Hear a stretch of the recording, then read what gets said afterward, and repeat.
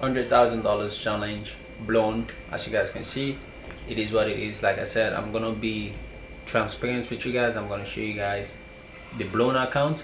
I've passed a lot of funded accounts, a lot of prop farm, but sometimes you guys don't understand what traders got to go through to pass these challenges. But you just see it on YouTube, someone pass a challenge verification and pass it 400k, pass 500k, but you don't know how many challenge that trader has failed, right, to pass out the account. But a challenge and verification are difficult to pass, but when you get funded, that's the easiest part. Most people get it complicated. I've been funded now for the past almost 9 months now, trading the same account consistently, and making around 0.5%, sometimes 1% a month, right, and risking around 0.1, right? But the challenge and verification is the difficult part for me, though. Maybe for most traders the challenge is easy, then the funded is hard. I feel like the only reason the funded is hard is because the risk is 0.5 to 1%, and sometimes you look at YouTube channels, you see they make 20k, 30k, which is good, right? But you have to understand, these traders already have money. They got money. They make money from selling calls, selling signal, doing this stuff. So they don't really care about challenge like we do, right? We care about challenge because we feel like it's gonna change our life. We're gonna make us go full time. They don't care. Their calls make them money, so they don't really care. They already make money. So when they get funded, they can reach 10% and make big profits and post it on YouTube, because that's how they market their business. But anyway, the $100,000 challenge is blown. Yesterday I was down 8%. Today I tried to trade it on news, right? Actually, I wait for the CPI because CPI mostly sometimes doesn't have that much of a slippage or spread. But today the news is bad, and my first one is the worst prop firm to trade news on, right? So I placed a buy stop, which is I put a 20 lot. I put a 20 lot on a buy stop around here, right? This is where I put the buy stop. The market triggered my buy stop all the way up here, right? It triggered my buy stop, I think it was around here, and it dropped first. It dropped at least 10-20 people, and that's, you know, I blow the accounts and the market just keep going up, right? Because as you can see, where equity, you see I'm up 13%. So I should have passed this account. If market should have triggered my buy stop, market should have triggered my buy stop just where I place it, which was around here. I should have passed the account, but market never does that. It triggered my buy stop all the way up there, which is, it is what it is. The numbers were even different. Was expecting around 100k for the news. It comes around 115k, so which it is what it is. But my first one spread is just way bad. And this news, news, I backtest the news. I even sent it on the group. This was the news. We backtest it, right? And I tell traders everything, right? I backtest it, and exactly what happened in the backtest is what happened in the markets, right? Markets drop first and fly go up. But it is what it is, right? The account is blown. I might purchase another challenge, but I feel like 150k now in just in a month. I think it's time for me just to focus more on my funded account for a couple of months, because my funded account, I'm still down 10%, right? This week wasn't bad, but this week was like a break even. Remember, I was down 30% on my funded account, which is 3% because I'm risking 0.1. So in my mind, it's like 30%.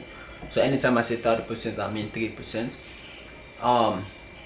This week was a break even, so I'm still down around 10%. And remember, I was down 30%, but I was back into, you know, we already make 20% back, so which is really good. So this week was tough. This week you see so many reds, right? So many loss, but markets is going back to normal. So this week was a break even.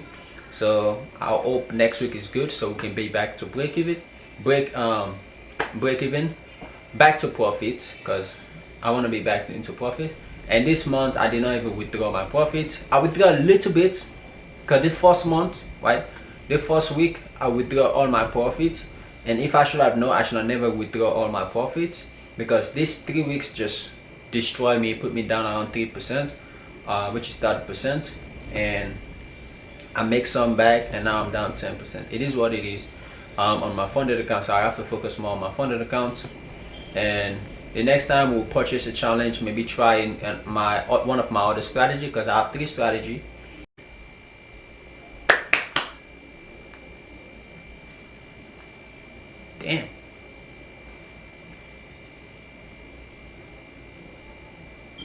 Okay, okay, got me. All right, but anyway, guys, challenge is blown. It is what it is. I know there's people gonna be in the comments like, hey, well, you should have never lost $24,000. You don't know how to trade and stuff like that. It is what it is. This is what I'm gonna say. If you know how to trade, pass the challenge. It is what it is. Me, I just blow a challenge, you know, and I'm gonna be blowing more.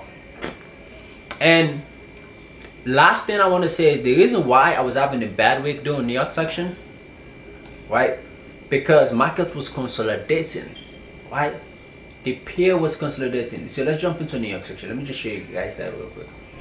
So if we go to the 4 hours, because I trade New York section, and one thing I'm observing is anytime market consolidates, I'm not supposed to trade, right? But I still trade because that's part of my strategy. I've not yet backtested the consolidation. I've not yet have a plan when to trade and when not to trade. I just trade every day.